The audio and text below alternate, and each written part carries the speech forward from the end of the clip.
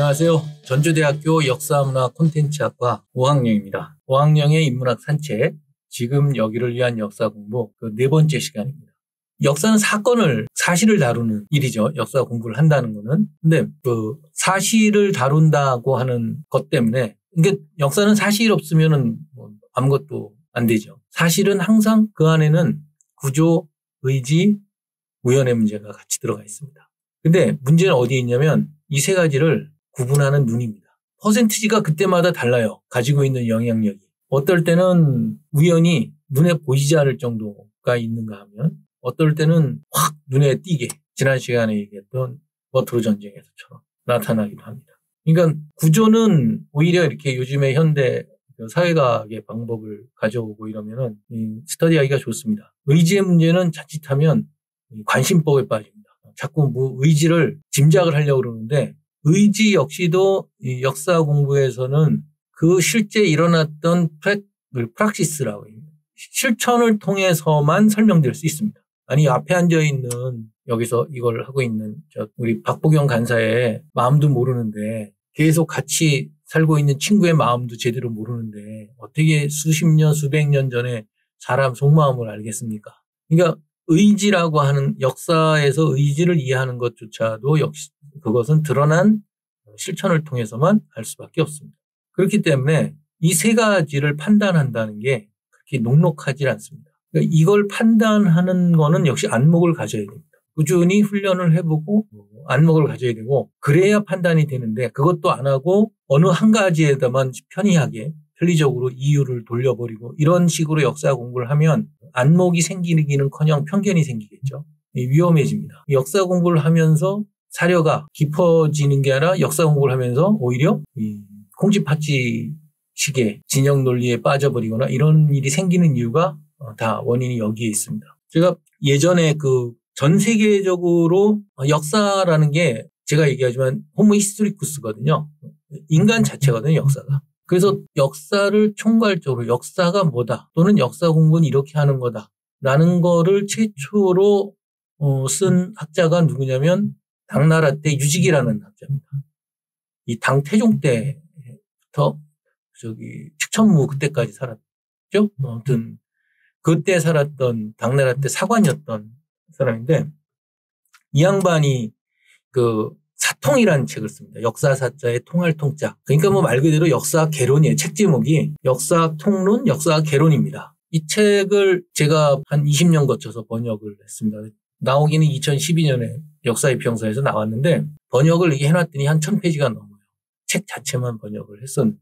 그래서 한번 역사 개론을 제가 맡고 있기 때문에 학교에서 한번 학생들하고 이것도 한번 읽어보면 좋겠다 싶어서 그 책을 교재로 하고 이제 다른 요즘에 나왔던 책들을 부교재로 하면서 수업을 진행했던 적이 있습니다.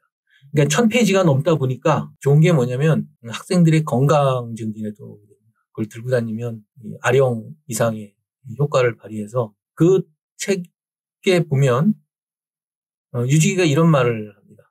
이제 그동안에 있었던 역사서의 종류들을 분류도 하고, 사료는 어떻게 쓰고, 처음에 기록할 때는 어떻게 해야 되고, 아무튼 쭉 이렇게 해놓은 건데, 이 책이 재밌는 게 뭐냐면, 우리 실록 아시잖아요? 조선왕조실록. 역사 좋아하는 분들 치고, 관심 있는 분들 치고, 실록 모르는 분들이 없을 텐데,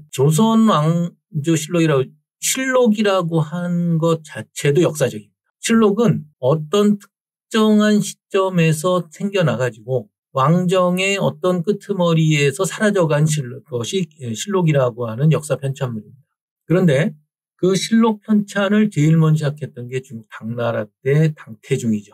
우리는 안시성에 와가지고서 깨지고 갔다 이런 정도로만 알고 있지만 실제로 중국사에서 당태종은 어떤 중국 문명의 당제국 건설에 한 획을 걷던 황제로 알려져 있습니다. 그때부터 실록이 처음 생기는데요. 그전에 실록이라는 말은 있었지만 우리가 알고 있는 것처럼 관청에서 서관들이 쭉 자료를 모으고 기록하고 하고 있다가 실록을 이렇게 왕이 죽은 단위로 다 이렇게 딱딱 정리해내는 일은 그전에는 없었던 거거든요. 그게 이제 아마 제가 추측컨대는 대단한 문화적 이상을 가지고 하는 게 아니고 그 실록이라는 것이 생산되게 되는 배경 자체가 정부잖아요. 조정. 정부의 성격에 뭔가의 변화가 생겼기 때문에 실록을 편찬하는 거죠.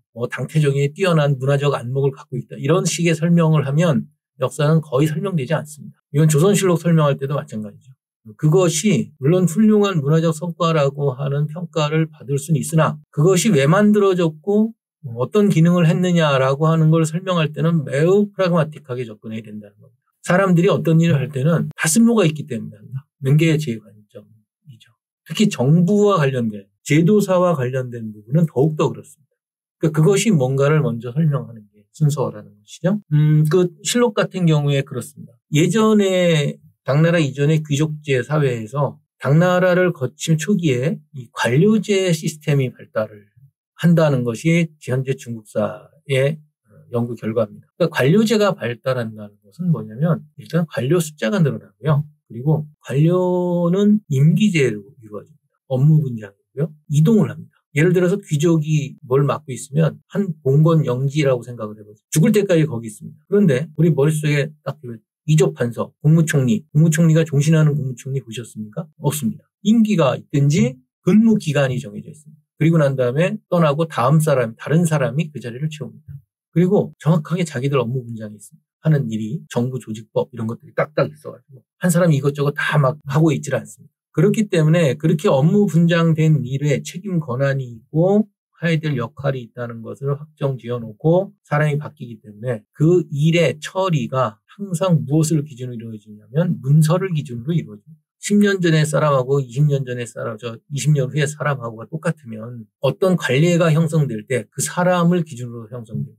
그런데 1년마다 혹은 3년마다 바뀐다고 생각을 하면 무엇으로 남겠습니까? 사람은 가고 없고 그러면 그렇습니다. 증명할 것은 문서입니다. 그러니까 관료제의 발달은 필연적으로 어떠하다? 문서의 양산을 가져옵니다. 판단되셨죠? 이게 문서의 양산이라고 하는 것이 바로 실록을 만들어내기 때문에 지금 유직이 얘기를 하다 지금 여기까지 왔습니다.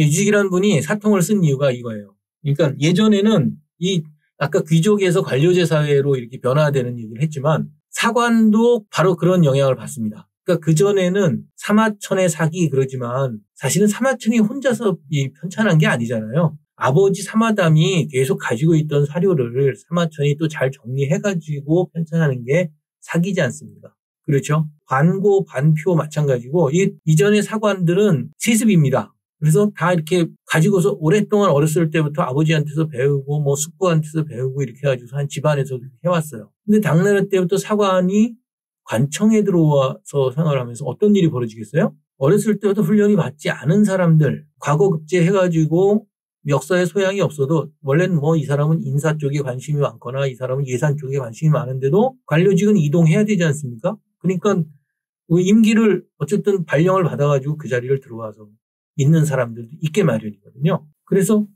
측천무실록을 편찬할 때 유지기가 그 편찬하러 들어가가지고 상황을 못 기억합니다. 무슨 상황이냐면 유지기가 볼 때는 통탄할 상황인 거죠. 도대체 역사 기록을 어떤 식으로 많은 자료 중에서 언제 편찬하기 위해서는 다 넣어놓을 수는 없으니까 추려야 될 거 아닙니까? 어떤 걸 추려야 될지 무엇가 중요한 사건인지 판단도 못하고 그 역사 기록이라는 게 얼마나 중요한 건데 편찬하러 들어왔다가 밖에 나가서 뭐 이런 내용이 있었다고 떠들고 그게 비밀 유지도 안 돼요. 이런 상황들을 보면서 이거 이대로 뒀다간 큰일 나겠다 싶은 생각이 들어서 첫 번째는 먼저는 통탄합니다. 이게 세습적으로 해야지 이렇게 관료한테 임명시키는 사관을 임명해서는 안 되겠다. 근데 항상 그렇지 역사에서 한번 이렇게 진행되는 흐름은 뒤로 돌아가지 않습니다. 더군다나 귀족제에서 관료제로 바뀌어 나가는 건 이 국가의 성격 자체가 변해 나가는 것이기 때문에 쉽게 바뀌질 않죠. 뒤로 가 있는 적이 없습니다. 그런 것 같아요.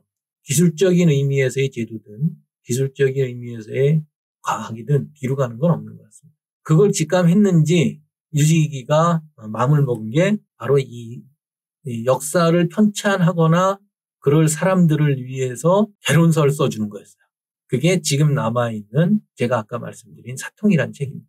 그래서 심지어는 사통에 보면 사마천에 사기를 갖다 놓고 어떤 글자들이 중복된다. 왜 쓸데없이 이런 글자들을 썼나. 그래가지고 지워놓은 흔적까지 있습니다. 말하자면 실습을 시키는 거죠. 우리들한테. 지금 우리 후대의 우리들한테 일기 쓸 때 중복해서 쓸데없이 이런 거 쓰지 말고 또 애매하게 써가지고 누가 누군지 확인하지 못하게 하면 안 되고 이런 식으로 해서 실습까지 시켜줍니다. 저도 가끔 이걸 가지고 자료로 써서 이제 우리들이 일기 쓸 때 어떻게 써야 명료하고 핵심적인 사료를 쓰나 이런 식으로도 공부를 해보기도 하는데 어쨌든 그렇게 만든 역사 개론이 사통이라는 책입니다. 물론 요즘 감각하고는 차이가 있습니다.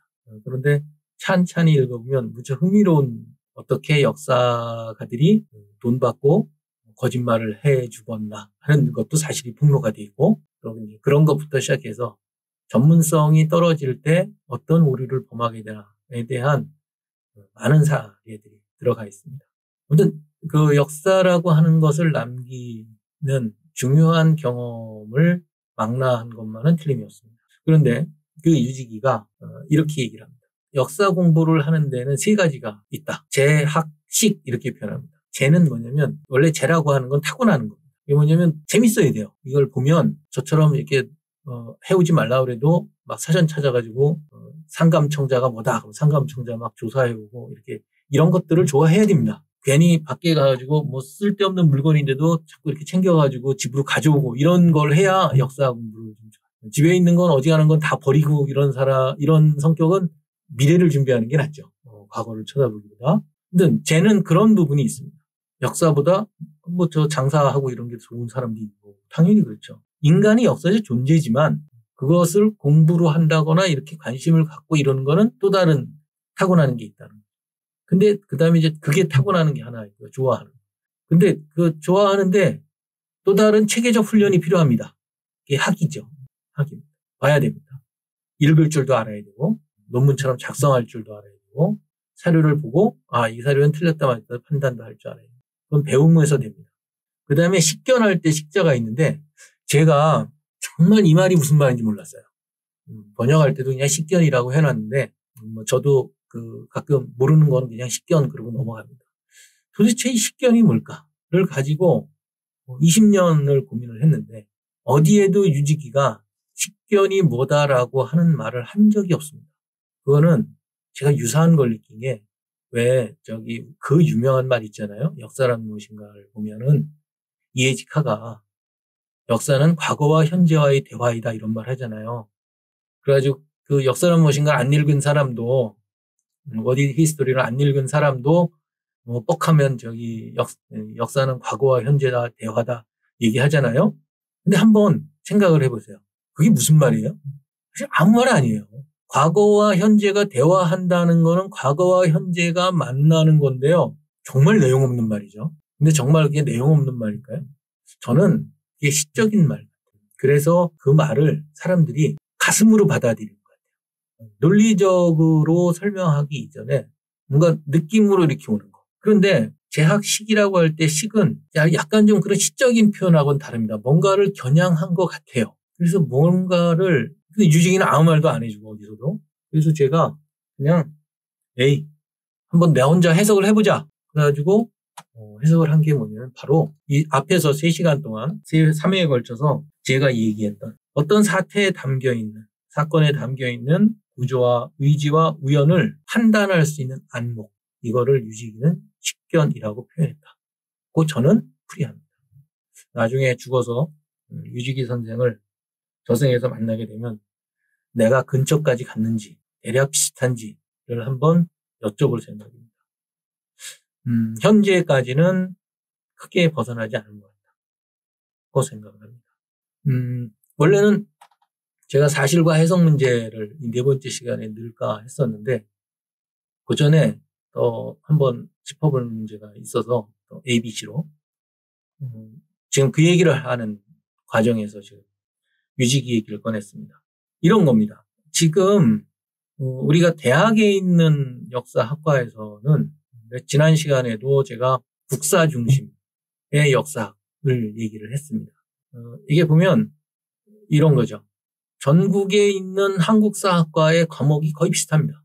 서양사하고 동양사를 한다 해도 다 국민국가사 중심으로 움직이는 거죠.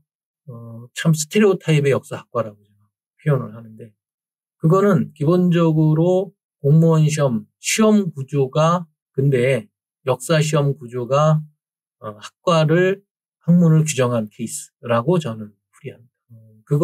그러니까 그걸 다 그거에 맞춰가지고 시험 과목에 맞춰서 대학 구조가 짜여져 있는 셈이죠.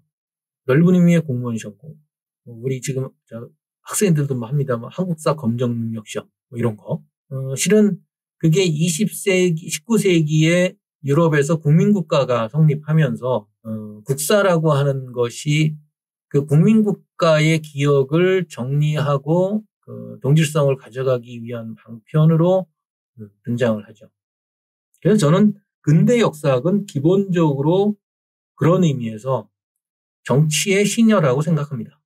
근대 역사학의 성격이 근대 정치의 국민국가 정치의 시녀 역할을 한다고 생각을 하고 있습니다. 그런데 그러면서 흥미로운 건 역사 전문가라고 하는 영역이 대학원을 이렇게 보면 다 논문 써가지고 석박사 되는 과정인데요. 이게 좀 이상한 거죠. 논문으로 국한되어 있습니다.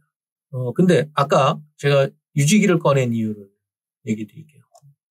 전통적으로 동아시아에서 역사 공부를 한다는 것은 역사를 한다는 것은 무엇보다도 자기가 살고 있는 현재 자체를 기록으로 남기는 데서 출발합니다.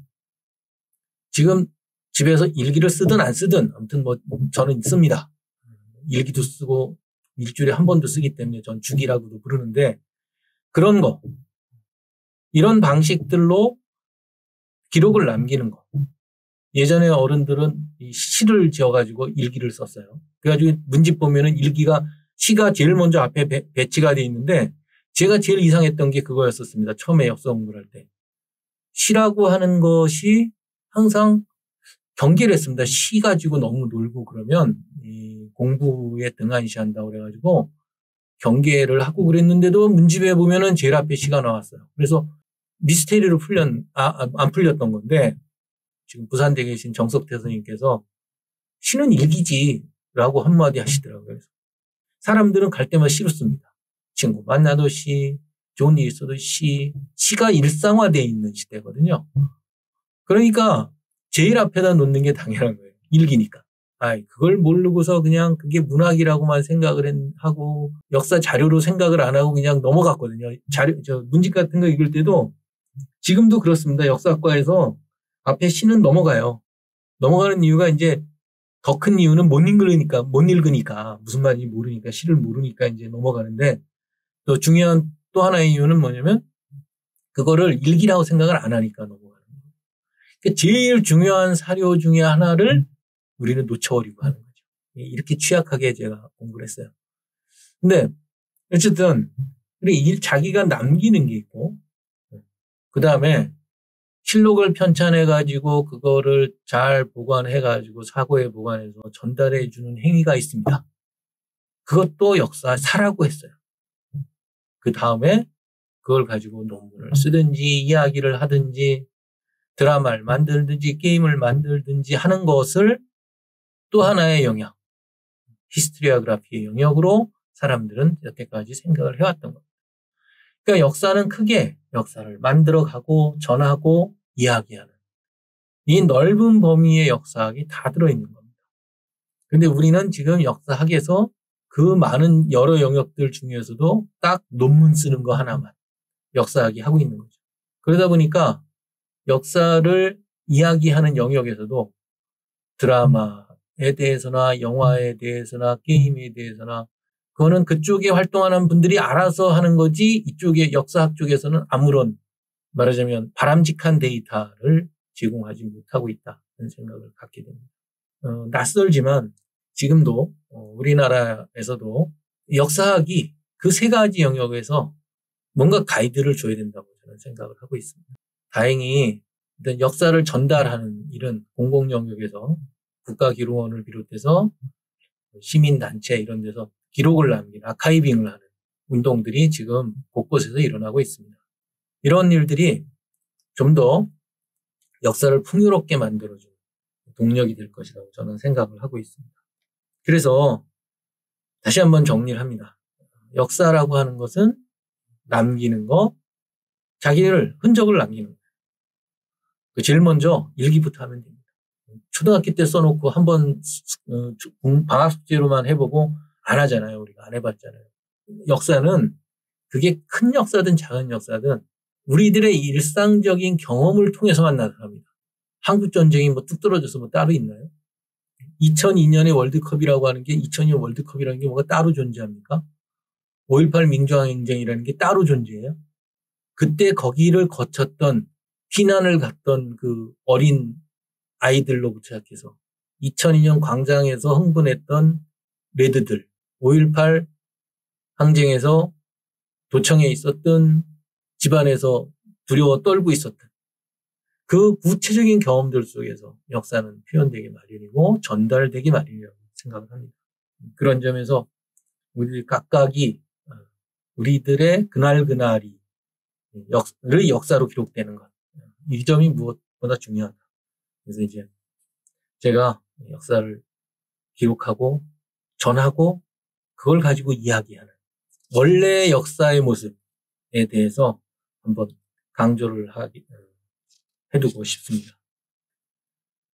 그러면서 이런 정도는 필요합니다.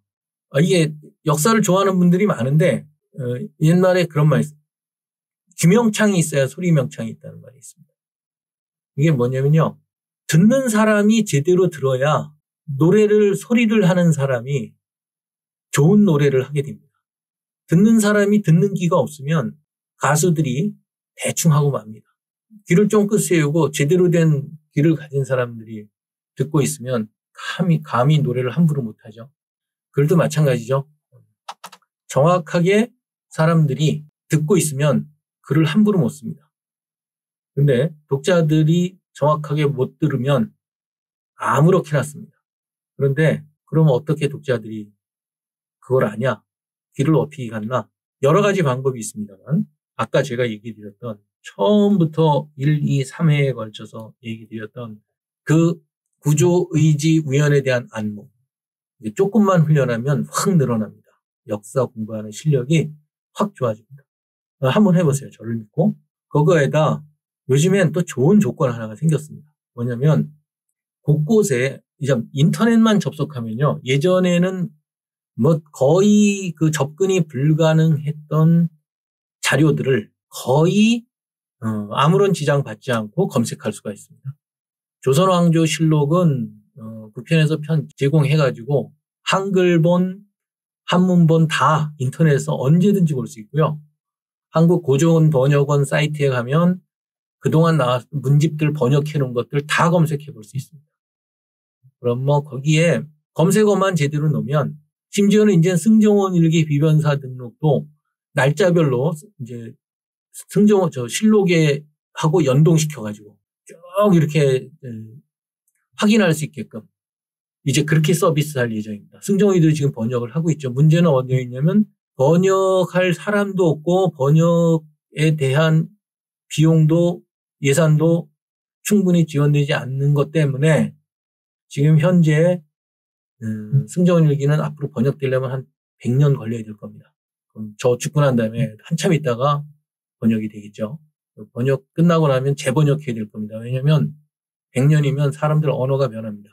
지금 우리는 어쩌면 지금 우리한테 남겨져 있는 훌륭한 역사 자료들조차도 제대로 보지도 못하고 번역해 놓지도 못하고 한 상태로 또다시 후손들한테 무책임하게 넘겨줘야 될지도 모르는 지경입니다.